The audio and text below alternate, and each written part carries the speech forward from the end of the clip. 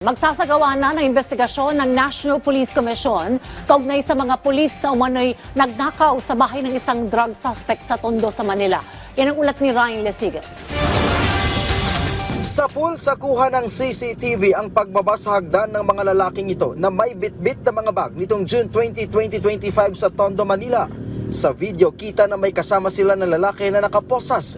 Ang grupo ng mga lalaki na nasa video, mga tauhan daw ng District Drug Enforcement Unit o DDEU ng Manila Police District na nagsagawa ng drug buy-bust operation. Base sa spot report ng DDEU, target ng operasyon ang isang alias Mommy at alias Remy. Kita at rinig din sa video na tila ikinagulat nila nang makita na may CCTV sa lugar.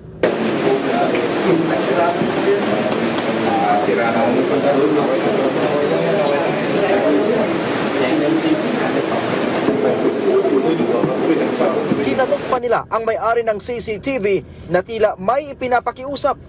Inilabas ang CCTV footage na ito kanina ng NAPOLCOM dahil sa umano'y questionabling operasyon. Ang mga lalaki sa video kinilala ni Nicole Solieza na sila rin ang mga pulis na umaresto sa kanya at sa kaibigan niya sa Sampaloc, Manila habang nagkwekwentuhan noong September 9. Kaya po yung happy nila at ito po lahat ng mga umaresto po sa amin. Kanina, nagtungo sa NAPOLCOM si Solieza para maghain ng reklamong administratibo sa 11 opisyal at tauhan ng District Drug Enforcement Unit ng Manila Police District. Ayon kay Nicole, binugbog siya ng mga pulis sa loob ng sasakyan. Ikinulong-aniya siya ng naturang mga pulis at kinasuhan din ng paglabag sa illegal na droga, gayong wala naman aniyang nakuha sa kanila. Handa ko pong ipaglaban yung katarungan ko po dahil wala pong ibang ginawa kundi alagaan lang po ang aking anak at tulungan ang aking asawa sa pang-araw-araw. Wala pong ibang sinasangkutan o iba pa mang pangyayari. Pero ang MPD nanindigan na may basihan at lehitimo ang pagkakaaresto kay Nicole. Hinikayat naman ni MPD spokesperson Police Major Philip Ines si Nicole na magsampa ng kaso hinggil sa di umano'y pananakit sa kanya habang nakakulong. Ang sa amin dito, hinuli siya dahil meron tayong drug operation at kasama siya doon sa ano. Ngayon, kung merong pag-aabuso, sabi nga natin, bukas naman kami dito, pwede siya pumunta sa amin dito para mag-file ng paukulang kaso. Si Nicole ay pinalaya matapos na ipag-utos ng korte dahil sa kawalan ng ebidensya. Gaya ng kwento ni Chester, ninakawan, tinakot at binugbog din daw ng mga pulis si Owen habang nasa loob ng sasakyan. Kinuha raw ng mga pulis ang kanyang cellphone, 10,000 pisong cash at kanyang motorsiklo.